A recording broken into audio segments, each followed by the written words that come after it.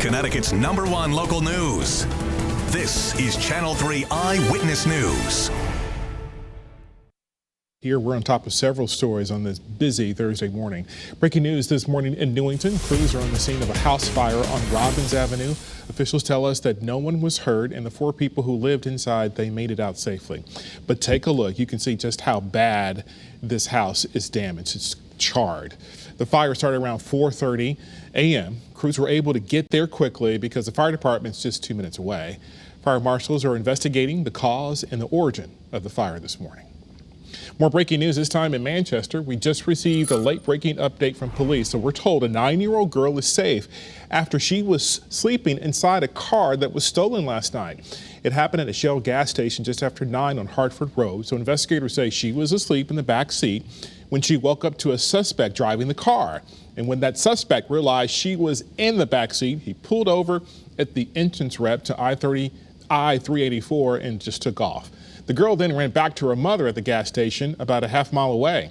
We're told police are now looking for an Hispanic teenager wearing gray shorts, and a navy blue shirt.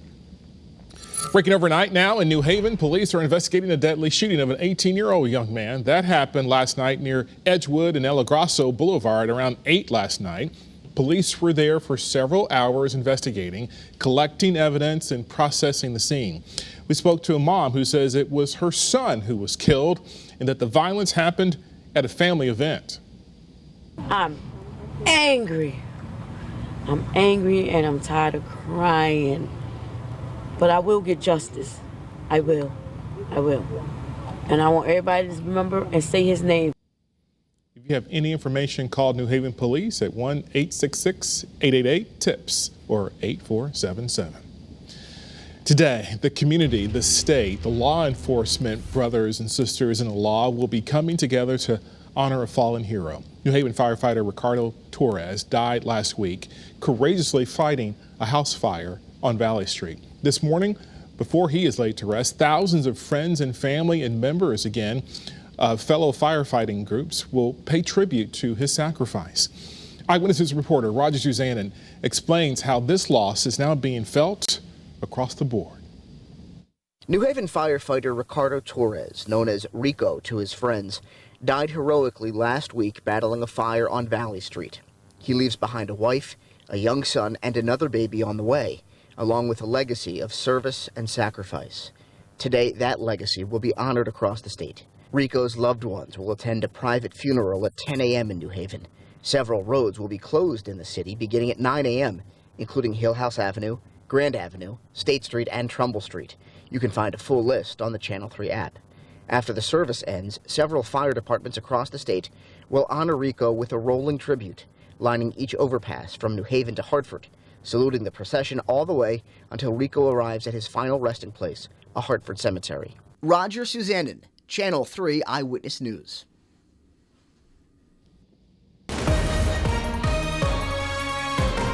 All right, hi everybody, good morning, 7:03. It's a nice start out there. Temperatures are pretty close to the average of 50, which is the typical overnight low for this time of year and this time of morning. As you can see from our Doppler, we are scanning the state dry, and that's the way it stays through the day today.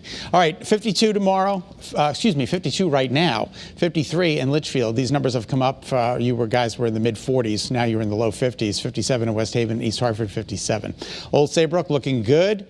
We've got a beautiful iCam for you in Hartford, 54 degrees there with mostly sunny skies and a beautiful start in New Haven, 56, and the winds are calm. So the temperature trend will be up 80 degrees by 3 p.m. We could sneak to 82, 83 between 3 and 6. And I think for the shoreline, we're going to be about 10 degrees cooler than where we're headed inland. But both nice day for both locales, both inland and for the shoreline. All right, now the temperatures out there this morning are comfortable. They're in the low 50s, some upper 50s along the shoreline. And as you can see, the temperature differential from yesterday, we are a little bit cooler than yesterday, especially in New Haven and Chester, 10 and 13 degrees cooler. So maybe a light jacket this morning, but all in all, we're doing good and the winds are calm. Satellite and radar confirms not a whole lot going on out there. As we widen out the shot, you'll see some scattered showers way to the north of Connecticut, but those won't have an influence on us. And according to early morning futurecast, tomorrow's weather today, we see an hour-by-hour depiction of partly sunny skies. Tonight will be partly to mostly clear. Another comfortable night for sleeping without air conditioning. Open up those windows. And then tomorrow, a carbon copy of today with a mixture of clouds and sunshine. There's just an isolated chance for a scattered shower tomorrow, but not a big deal. Friday night into Saturday. Now watch Saturday. This is very early in the morning. Mostly cloudy. I think we're going to be a little bit cooler on Saturday with mostly cloudy skies. But Futurecast, for the most part, keeps us dry.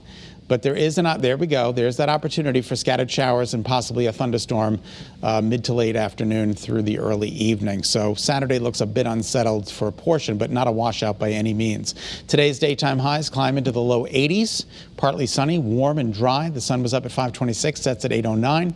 In your 7-day forecast, again, tomorrow, carbon copy of today. Saturday, a bit unsettled with some afternoon showers, possibly a thunderstorm. More of the same for Sunday, a chance for a late day shower or thunderstorm, and a warm and humid day on Sunday with a temperature of 86 degrees. It'll be a little bit better for the shoreline, but still 83 degrees on Sunday. So Sunday's a summer-like day. Then Monday and Tuesday, downright refreshing, 74 and 75. And then Wednesday, back to the heat and back to the chance for scattered showers and some thunderstorms. 7:06 is now the time. Wendell, we'll send it back to you. Scott, thank you. A bill to create a bipartisan commission to investigate the Capitol insurrection heads to the Senate now, but it's unclear if it has enough Republican support there. Channel 3's Laura Podesta explains.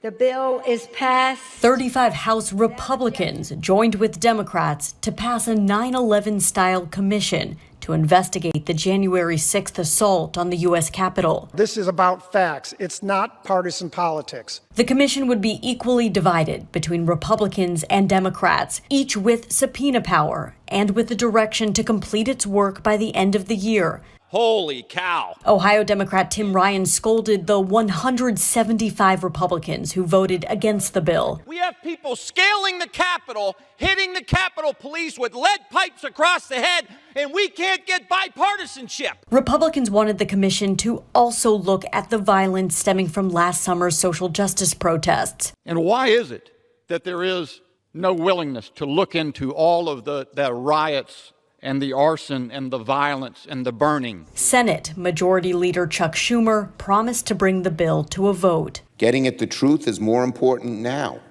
that some Republicans are trying to rewrite history. But it faces an uphill battle in the divided chamber where 10 Republicans are needed to overcome a GOP filibuster. I'm disinclined to be supportive, and that's my disposition. Meanwhile, the FBI is still trying to track down suspects. Yesterday, it released new videos in hopes the public can identify people taking part in the assault. Laura Podesta, CBS News.